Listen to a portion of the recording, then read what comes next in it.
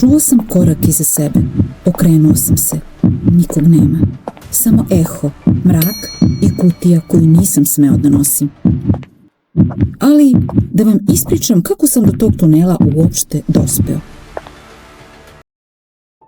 Ja sam Dušan Vranić, novinar, u penziji. Mada penzija podrazumeva da si prestao da radiš, a ja i dalje pišem. Razlika je u tome što mi za to više ne plaćaju pristojno.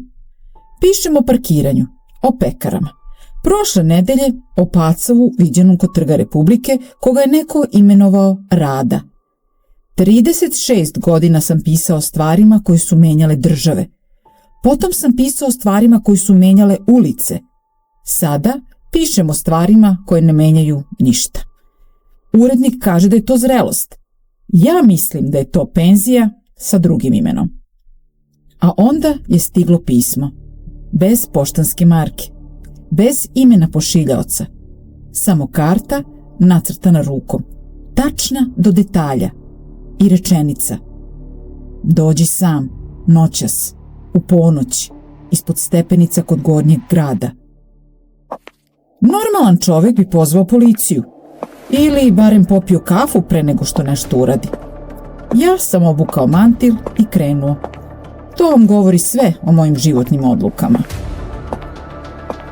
Kad kažete ispod Kalemegdana, većina ljudi misli na parkić i one prodavce kukuruza. Mali detalj. Ispod tvrđave postoji sistem tunela čija tačna mapa nikada nije javno objavljena.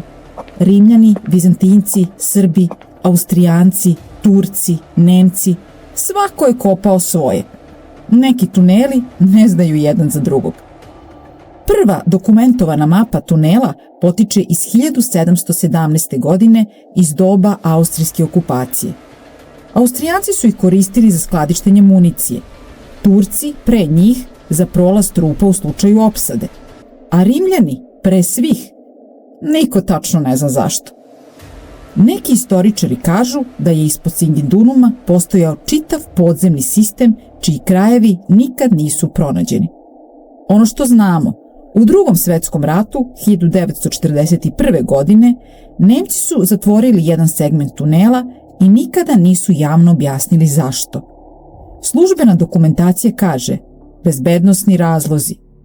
Službena dokumentacija takođe kaže da nikad nije ušao niko ko tamo nije trebalo da uđe. Šta je zaista tamo? Odgovor, ako postoji, neko je zašio u rukom nacrtanu kartu i poslao novinaru u penziji koji piše o pacovima. Stigao sam do stepenica kod Gornjeg grada u 1:45 do ponoći. Vetar. Tišina. Niko. I tu sam stao. Jer ispred mene je stajalo nešto što nisam očekivao. Vrata. Mala, drvena, sa katancem. I katanac je bio otvoren. Rekao sam sebi. Dušane, ovo je glupo. A onda sam ušao, jer sam novinar i pravljenje gluposti je moje drugo lice. Tunel je mirisao na istoriju, a istorija miriše na plesan i nešto metalno. Sa desne strane, posle 15 koraka, zid. Samo zid. Ali na zidu niša, a u niši metalna kutija. Stara, rđava po ivicama. Teška, taman koliko treba da znaš da unutra nešto postoji. Otvorio sam je. Rukama koje nisu drhtale, a trebalo je da drhte.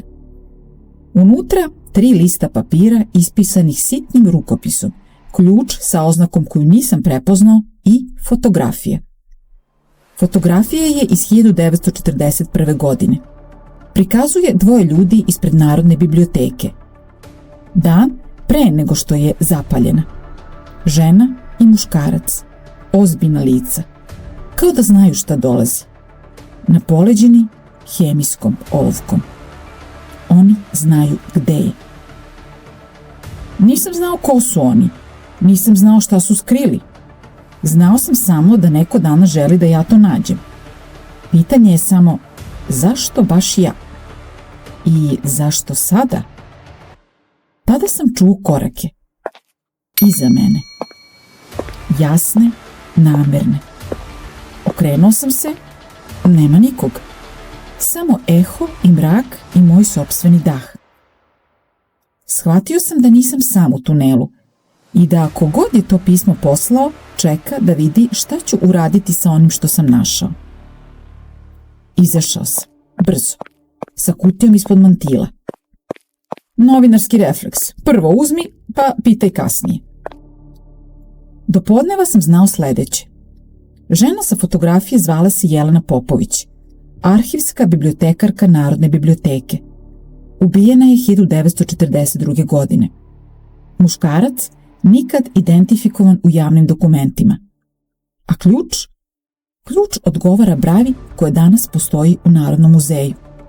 U magacinskom krilu koje je zatvoreno za renoviranje poslednje 4 godine. Renoviranje koje niko iz muzeja ne spominje. Renoviranje za koje ne postoji građevinska dozvola u javnom registru. Proverio sam. Neko je 1941. godine nešto sklonio iz biblioteke pre požara. Nešto zbog čega je neko ubijen. I neko danas, 80 godina kasnije, želi da ja to nađem. Telefon je zvonio 3 puta. Nepoznati broj. Nisam se javio. Jer sam dovoljno star da znam, kad anonimni ljudi žele da razgovaraš sa njima, razgovor nije u tvoju korist. Stavio sam kutiju u fioku, kafu u šolju i pitanje na listu. Šta je Jelena Popović sakrila i ko to danas traži? Svako jutro 1000 ljudi prošeta pored Kalemegdana. Deca trče, psi laju, prodavci kukuruza zevaju. Niko ne gleda dole. Niko ne pita šta je ispod. 36 godina sam verovao da su najvažnije priče one koje se dešavaju na svetlu, u skupštinama, na trgovima, pred kamerama. Možda sam grešio. Možda su važnije priče uvek bile ispod, u tunelima, u fiokama, između redova. Ja sam pitao i sad ne mogu da prestanem. Dosije je otvoren. Vranićev dosije. Nastavak priče o tajnama Narodne biblioteke u sledećoj epizodi Vranićevog dosijeja.